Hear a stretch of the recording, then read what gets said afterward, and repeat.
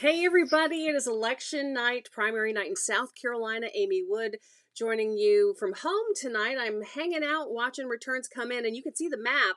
So far in South Carolina, one county has started to put in some votes. We're going to start to pull those up on the screen and show you them. But I want to take a closer look first at this map, and you can see it's the Low Country where two of the biggest and most interesting congressional races are going on as we bring you that primary coverage tonight. This is powered by the South Carolina Election Commission numbers, and WSPA.com also has results if you want to go and look at them yourselves. But I also want to bring into the conversation tonight a dear political friend who has been with us on many an election night over many years, and that is our friend Trevor Rubenzer from USC Upstate, political science extraordinaire. And I think you're over even more than just the political science department these days, aren't you, Trevor? Yeah, I'm the chair of the Department of History, Political Science, Philosophy, and American Studies. So So you we have a just don't bunch of have much going disciplines in on. one department. You don't have much going on, but thank you for making No, not too time. much going on. Thanks for making time. All right, so we're starting to see, let's just pull this map back up and look at what we're talking about here, which is just one county in South Carolina, and we can start to pull in some of the numbers too. And so far the election commission is reporting very small numbers, but they are starting to come in. So let me roll back up to the top of the screen here and give you that the Democratic side. The race for governor down in the Low Country is a big deal in the sense of it being a potential setup for a historic possibility, with Mia McLeod potentially being the first female Black candidate for governor in the state of South Carolina. That would be something historic, Trevor. And these numbers are just beginning to come in. One county Right. doesn't mean that much, but still. And we would expect Joe Cunningham to do a little better here. Mm-hmm. I mean, overall, I guess he's going to win. That's my guess, is that he will win. McLeod, I would expect to do a little bit better in the Midlands, but we'll have to see as more report that counties reporting is still at 0%. Obviously, it's not 0% per Right. se, but they don't have like raw totals or anything like that. But this is what I would expect. And then looking ahead to the Republican side, of course, Governor McMaster did have a challenger in this Republican primary, Harrison Musselwhite. And you can see they've already declared, even with just one county in, as Right. Governor McMaster is taking his primary tonight. We'll just have to watch what happens with the Democrats. But the AP's already called Yep. the governor. Yep. And then you have to look. I mean, this is not going to happen in the gubernatorial race on the Republican side anyway. Just have to look and see who's going to break 50 and who's not and that kind of thing. Well, the other thing, as I'm putting this up on the screen here, I'm showing you what's happening with AP. They're starting to call all the uncontested races. So they've Right. said, Jeff Duncan wins his Republican nomination. He was uncontested. They've talked about Joe Wilson in South Carolina's 2nd District already called because there was no Mm-hmm. primary opposition. You've also got Annie Andrews, MD, winning the Democratic nomination for the 1st Congressional District. And we've got Ralph Norman winning the Republican nomination again. No primary opposition. So these are kind of no-brainers, but just those things are the things that are happening at this time of the night. This time of the night is really sort of the obvious things get called. Is that right, Trevor? Yeah, that's pretty much. You're either going to call when you're uncontested because those are the easiest ones, or if you have any polling data, when the polling data matches the early returns pretty much Mm-hmm. perfectly, Right. they can call in those type of situations as well. So it's a lot of times there's a lot of uncontested races in primaries, or somebody kind of jumps in and you know that they don't have too much of a shot.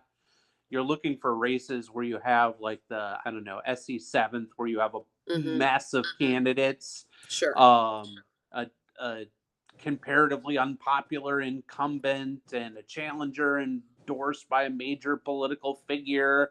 And then you're like, okay, is anybody going to get to 50%? First of all, probably not. And if that doesn't happen, then what is the runoff going to look like? I So. got to tell you a couple of things. So we're always interested in voter turnout. Melanie Palmer is covering Greenville County for 7 News tonight, and she's reporting into our news information system that we share internally that Greenville County is reporting unofficially 12% voter turnout, about 42,000 votes in that. And if you heard about the Hmm. early turnout for the first time we had early voting in South Carolina, a 2-week period of early voting, they had Hmm. 100,000 votes across the state for those 2 weeks of early voting. So we're starting to get a sense of turnout from that, right? Yeah, you can get. I mean, this is a midterm national election, Yeah. and it's a primary. So anything like 10 to 15% is usually a good guess. You'll get some local turnouts when they have races that are more, I don't know, publicized. There's more ad spending, that sort of thing. You'll get those Mm-hmm. more often. There's not a lot of that in the upstate, though. Right.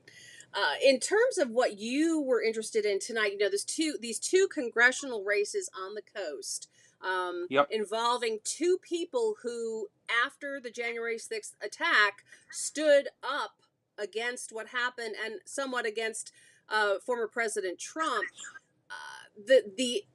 Their opposition's gotten Trump endorsements, and so it's going to be interesting to see how the former president's influence plays out on the coast in terms of whether it does indeed sway voters for or against these candidates. That's exactly right. And I'm looking now to see if we're getting anything Mm-hmm. from the Strand Okay, that's or awesome. um, from uh, District 1. Okay, And so far, I'm not seeing anything. okay, Um, but yeah, those will be interesting because you have that kind of national tie. Sometimes you'll get higher turnout sure, in those types of races. And yeah. so then it becomes more of a cross section of the Democratic and Republican electorate. So I'd be really curious, especially with what happens in the first. I mean, Republicans will have higher turnout there because they have a more competitive primary overall. Right. But I will be very curious. I wouldn't be shocked to see those go to runoffs, though. Well, let's talk a little bit. I've got up on the screen, and of course, these are very early returns, but Yeah. the South Carolina Superintendent of Education announced that she was not going to be running again. So, this is a wide open contest with lots and lots of candidates. I did a podcast with our Capitol reporter earlier today, and he was saying Yep. that this is one of the most interesting things. You got like something like 10 candidates that are going after this office. And so I'm assuming we're going to wind up potentially, unless somebody can get 50 plus one, with a runoff race, maybe potentially on both sides, right? Yeah, it's super fascinating, especially on the Republican side, because you have the last two state superintendents of education supporting divergent candidates. Mm-hmm. Um, so you've got Kathy Manis and Ellen Weaver, who are supported by, I think McSace endorsed Ellen Weaver comparatively early. Um, and then Kathy Manis, the name of the current state superintendent of education is slipping my mind. Isn't that awful? Um, but the current, um, what is her name, Amy? The what now? The current state superintendent of Molly education, Spearman. Molly Molly Spearman. Spearman. Yeah. Molly Spearman endorsed Kathy Manis, so we'll kind of see what comes out with that or what happens with that. Both have some educational experience. I think Ellen Weaver needs to finish her master's degree in order to Mm, be eligible, yeah. but because you have to have a master's degree now. Um, I assume though that will happen and not end up being a barrier. But I'll be curious to see if this goes to a runoff. The way it looks now, it probably would. Like it looks like, but Mm-hmm. the vote counts are so low. I mean, you've got this Lisa Ellis with 47.41%, but this is again potentially just a county or two of election results at this point. I wanted to go back over to that map that I had that gave us a sense. I'm trying to find it again. Where is it, Amy? Where'd you put it? I think it's here. There it is. Okay, Uh, so I'm going to refresh this just to see if we're getting any more results in from across the state. Right now, again, these are the early returns just beginning to come in. And when the percentages, yeah, we're still only dealing with one low country county that's reporting right now. So we're talking about, yeah, we reported oh wait, fairly. I that's mean, counties not participating. Never mind. Never mind. I'm wrong. well, let me look. Then we're getting our results from somewhere. Yeah, but I'm not sure where. Why That's the heck really would they be interesting. participating? I guess we should Yeah, still. sometimes in national level election stuff, sometimes you can see a heat map that'll show you like it'll go from some light gradation of whatever color to some dark Mm-hmm. gradation, depending on what percentage are reporting from where. Well, we've And we got also don't know. 97.78% still out, according to Yeah. the graphic And we here. also don't know, although this is where local reporting is really cool. Um, we don't know which counties are going to report early voting totals first Mm-hmm. and which ones might wait. Like Right. sometimes that will vary county to county. Okay, well, So I'm into the Spartanburg there's County results here, just taking a peek. There have been a couple of contested House seats in our area. Let's see, we've got the governor's race in terms of the Democratic side. You've got Joe Cunningham leading in Spartanburg County mm-hmm. with, well, it says, let's see, 2,000 ballots cast, 2,800. Could this be the early voting? It could be the early voting.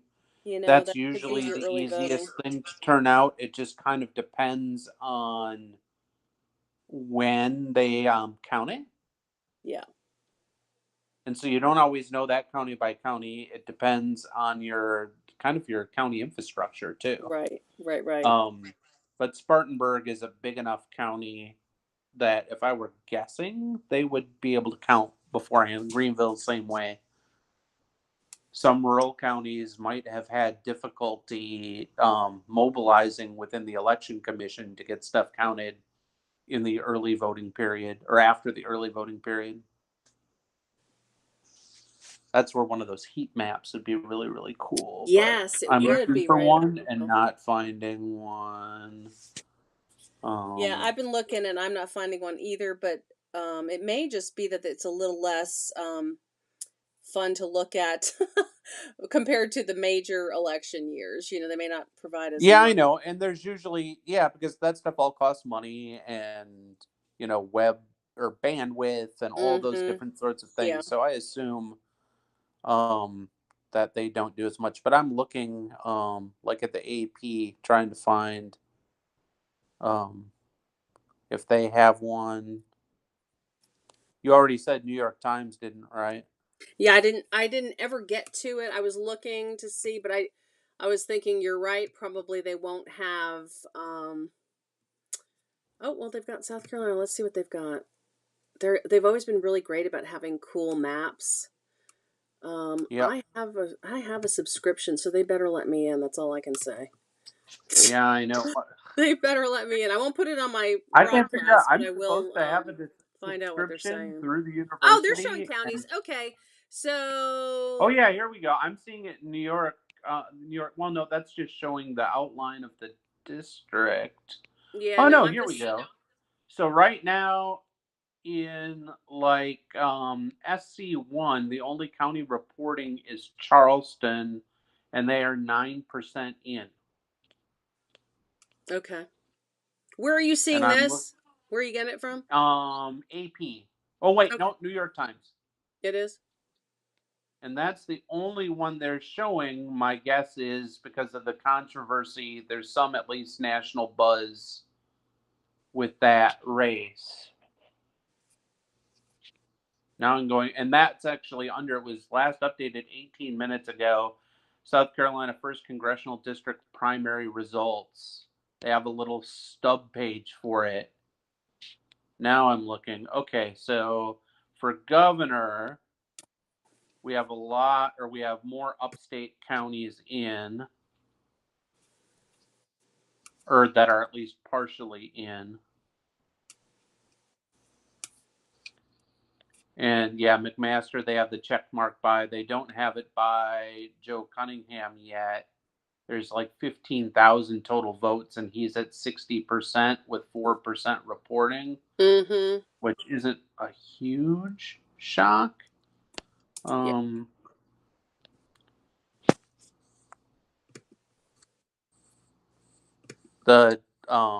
Midlands haven't come in much yet, though. Yeah. So Oh I'm my looking goodness. like, but yeah, in our county, it's like in Spartanburg. If you look at the Democrats, like Cunningham has like 45% of the vote. So he's not doing as well in Spartanburg County as he is statewide. And then McMaster's just running stuff up all over the place. So now I'm looking U.S. Senate, yeah, Crystal Matthews, yeah, Tim Scott's unopposed. I'm looking at that 7th too. So right now, in the 7th, that's the one where I want Fry, like State Rep Fry, was endorsed by former President Trump. Right. And right now he's ahead with just 4% in, but he's ahead 42.5% to 22% over Tom Rice, who's the incumbent, who voted to impeach after the January 6th stuff. And I'm seeing the Mace lead with, I'm not sure what percentage reporting. It says 0 reporting, but then it's got results. So I'm not. Obviously This could not be 0. This could be the early vote. I mean, that's probably what we're looking at. Yeah, it could be the early vote, and I think it's a smaller. It's a pretty small percentage number. Yeah, so if you look at the 6th, that's where like Jim Clyburn is. Right. They've got 4 times as many votes ish, 5 times as many votes in.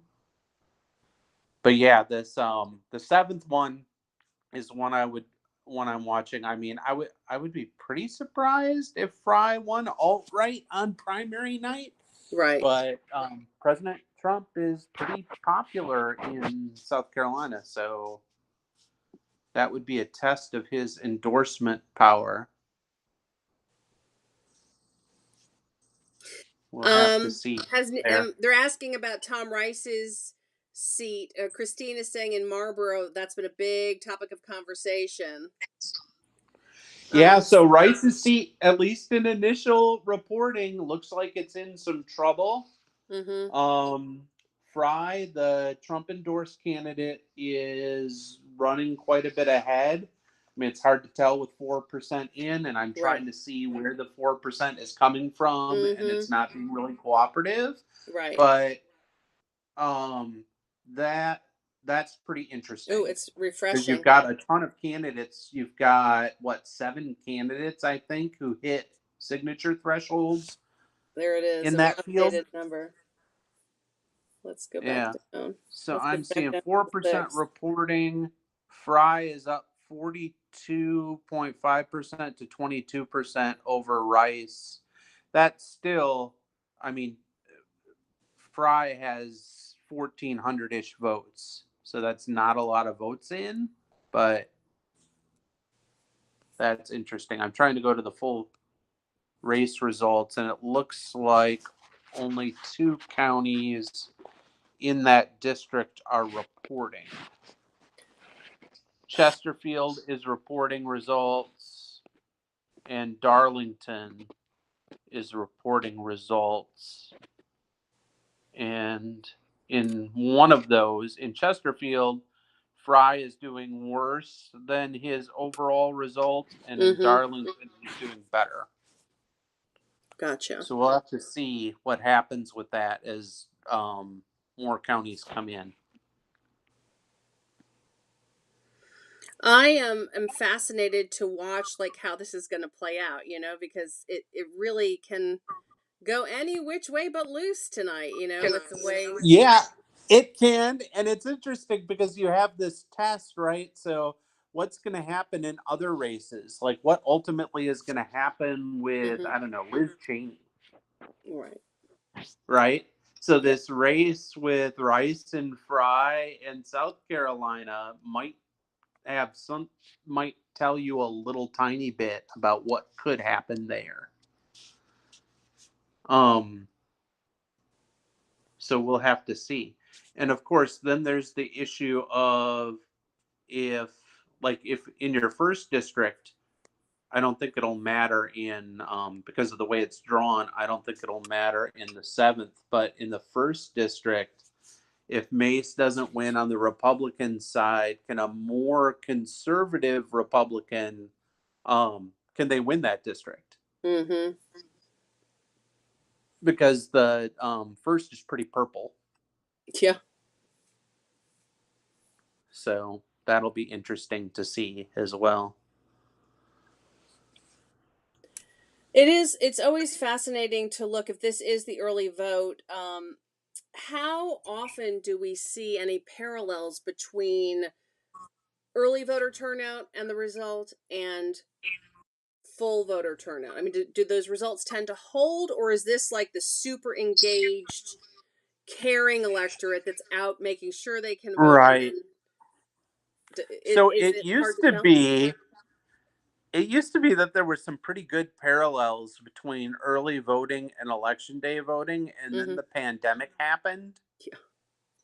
And so you don't always know, um like in the 2020 election, because of like who was telling who to vote early and who was saying no, vote on election day. You kind of had an idea that the early vote, or that the mail, or that the people who voted early, regardless of when those votes were counted, um, would kind of trend in the Democratic election or direction. So you might think, well, gee, the people who show up to vote early are more, I don't know, pandemic conscious or Hmm. whatever else, and so they're more likely to be a certain way. In which case, you might expect, Mace to do better in early voting than she does in same day voting. Gotcha. Um, I don't know if that holds true because we don't have, like, as a political scientist, I'm completely uncomfortable with it because we've had a sample size of, like, well, I mean, one full national election cycle. Yeah. So if more people get in the habit of voting early, Hmm. then we might see, things like change a little bit. If it reverts to form, your early and absentee voters were primarily your most conservative voters. Right. Right. Right.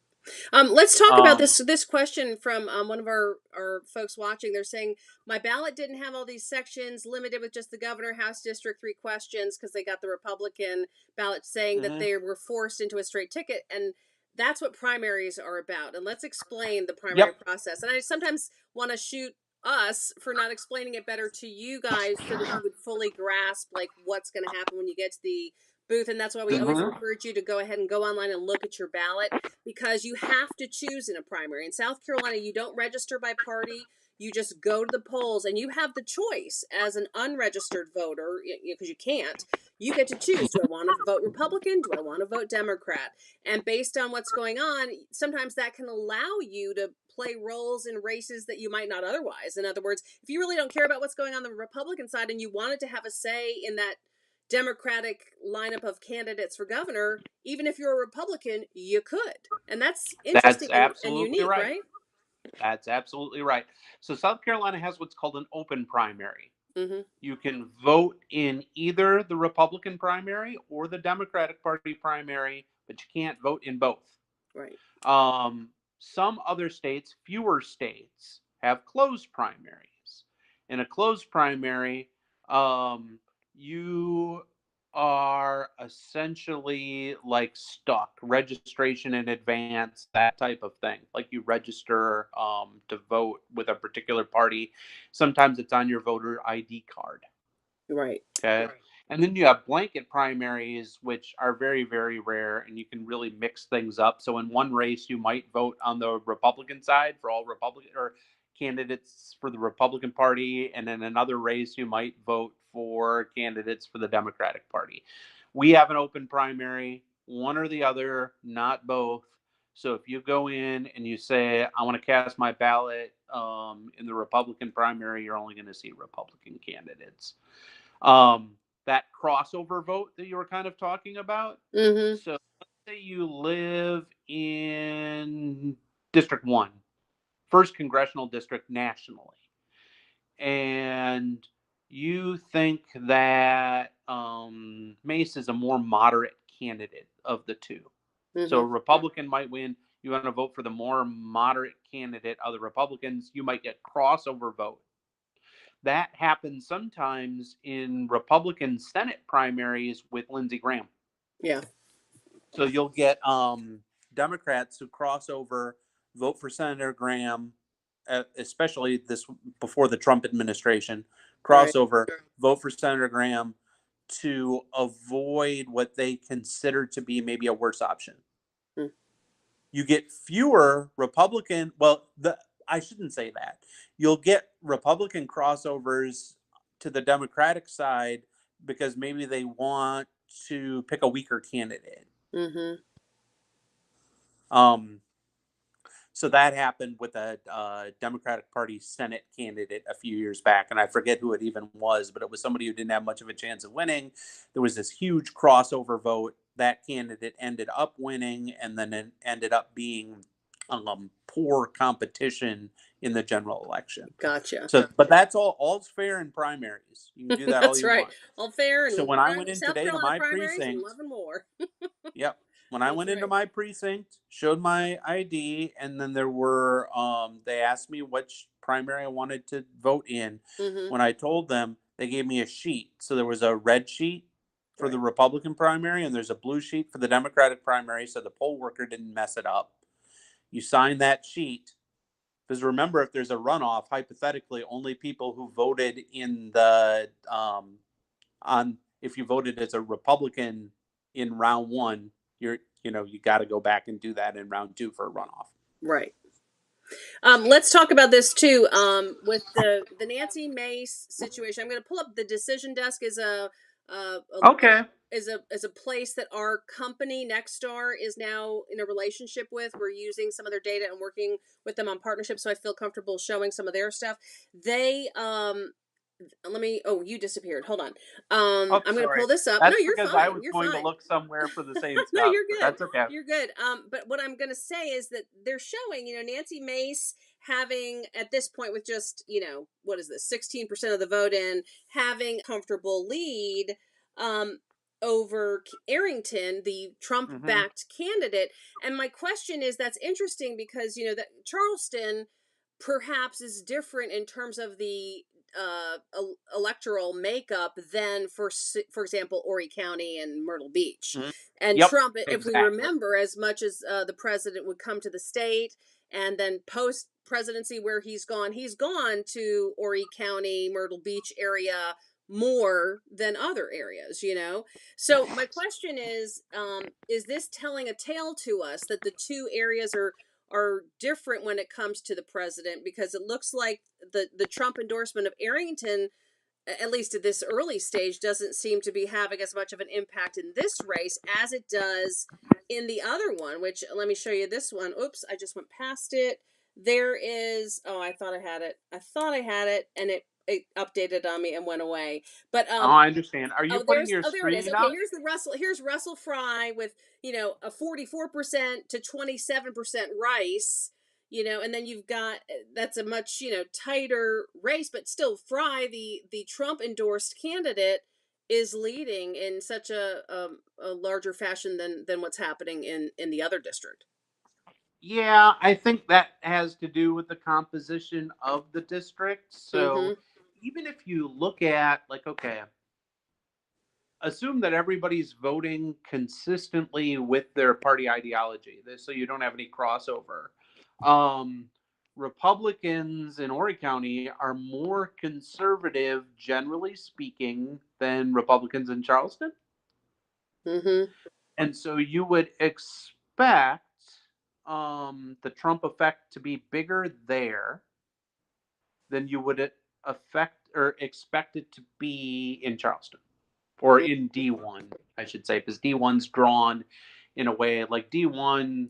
If it were just Charleston, we'd probably be talking about what Democrat was going to win it. But because of the way it's kind of drawn out, it's very purple with a slight red tinge to it. And so, but you still have to have some level of moderation to do really well in that district. Yeah. So, I mean, when you get to the general, um, chances are that Republicans will close ranks, and for the most part, Democrats will too, and you'll get like a straight party line vote. But in the primary, when you can vote with your heart, Yeah. like you can vote for your number one choice and then choose to consolidate later. Um, you would expect then, like in a Republican primary, further right will do better, and in a Democratic primary, further left, as far as that goes in South Carolina, you'd expect to do a little bit better. Gotcha. Oh my goodness. But yeah, it looks like so Russell Fry is below 50% now. So it looks like we could head to a runoff there. We'll see. Yeah, if it holds. I mean, it's just going to be interesting as more votes get totaled to see what really happens. I'm refreshing my Twitter feed just to see. Oh, we're talking about Fisher Price. Great. I'm just looking for election results. Sorry. All right, let's see. What about the rest of the country? Let's see. Okay, Whip Clyburn handily defeats two challengers. AP Rinks Call winning the Democratic nomination in South Carolina 6th District. He's going after his 16th term in Congress. This is my friend Meg Kynard. She is an amazing AP reporter. I love her so much. We use the AP constantly on air. They are just such a great news organization, and she is fantastic. Yep. So he's an institution. As long as he wants to stay, he's going to be able to stay. Yeah, absolutely. Plus, like all of the national level Democrats owe him a solid, because Joe Biden might not have been the Democratic presidential nominee without him. Right. So all of your, whatever you want to call the establishment, whether you're a fan of that or not a fan of that, that's where he's at. You bet. I'm pulling back up to our results in South Carolina. Okay, yeah. We've gotten an update at 8:14. So Cunningham is still in like no runoff territory. Yeah, 59.8%. Yeah.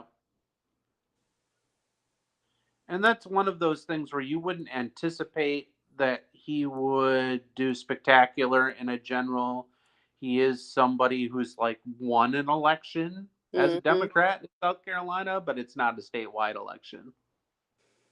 Yeah, Kathy Manis. I think the last Democrat to win a statewide election, and this was when I first moved here, was Jim Rex. Yeah, that's right. I think that was the last time. So you anticipate a lot of times then this primary is what really matters, because it determines who's going to hold the seat. That's why primaries are so important in South Carolina in particular. And so few people vote in them, Amy. It drives me nuts. I know. Think about it. So you have basically, let's say 12 to 15% of the electorate determining the result, because by the time you get to the general election, the die has already been cast. Yeah. In most districts, they're very safe seats, except for maybe, well, I shouldn't say completely safe, but except for the first, you've got safe congressional seats. And so things are already decided by that point. And I will say, too, on the superintendent of education race on the Republican side, which is looking like it'll go to a runoff, Kathy Manis, who was the endorsed by Was she not getting the nod from the education Yeah. superintendent? She was the one who was endorsed by Molly Spearman. Yeah. And then Weaver was endorsed by McAce. Okay. So the last two state superintendents endorsed separate candidates. And they're doing the best. You might be getting some crossover vote there. I do know a couple of Democrats who crossed over to vote in the Republican primary, and that's literally just a couple, for specifically in that race. Interesting. So, like teachers. Yeah, Christine are scared of Weaver getting elected. So we'll see. I don't know if that crossover is going to have any impact or not. Yeah, Christine is agreeing with you, saying primaries are just as important, if not more so, than the general election with the way things run in South Carolina. They really are important. Yeah, I agree.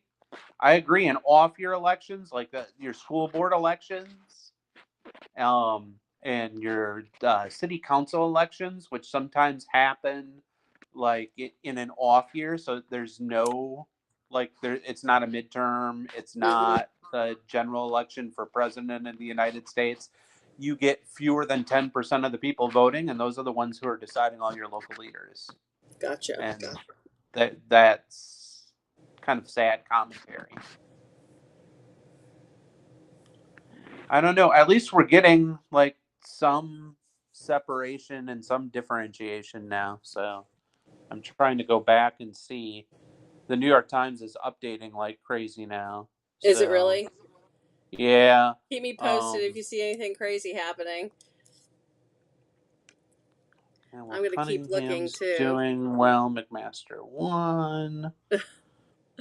U.S. Senate is going to go to Senate on the Democratic side's almost got to go to a runoff, but that's not going to matter, I don't think.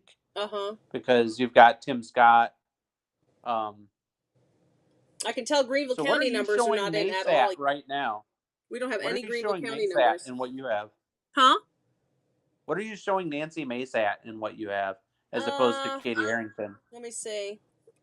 Nancy Mace. Let me get down here. Hang on. I'm looking. I'm trying. I'm losing my mind. I went too far. We've only got 1% in on the Times for the 4th District Republican primary. Okay, Nancy. Where I am, and that's Timmons is.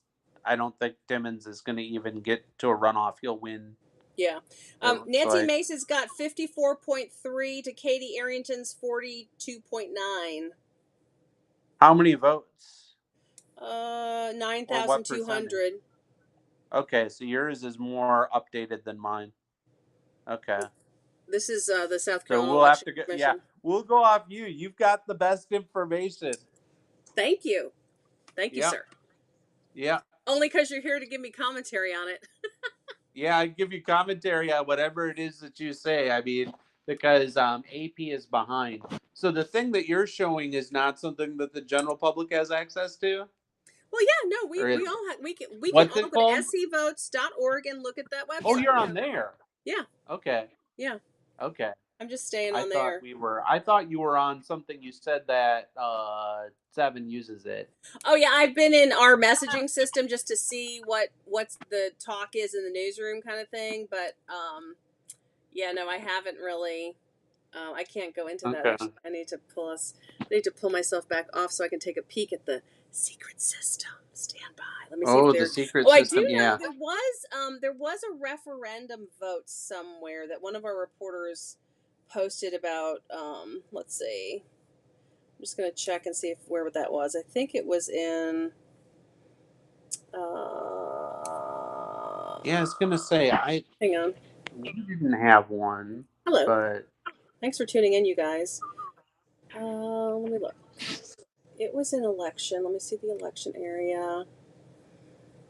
Oh, it was Abbeville County School District had a referendum and it did not pass. So on the local front, that's of interest, to people in our area for sure. Because I mean, what's more local than our schools? What's more important than our Yep. schools? You know, I Yeah, mean, school referendums are interesting. Sometimes they don't pass on the full first go round and right, then or second go round, and then sometimes things get worse and it actually costs more to do whatever you were going to do later. right. But we're kind of in a economic period where economic growth is good, but inflation is high, and so um, that would make this probably not the best environment to pass a school referendum if you were in favor of passing a school referendum. Yes, we've got all the uncontesteds called. Yeah, I'm Timmons, like popping you out to said. see. Are you on the New York Times one? Because I'm looking at the No, now I'm Timmons. on SC Votes, Okay. and they've got all the. Nope, because they had more updated stuff. Although their map, New York Times' map is Their awesome. maps are always the best. Yeah, I love But maps.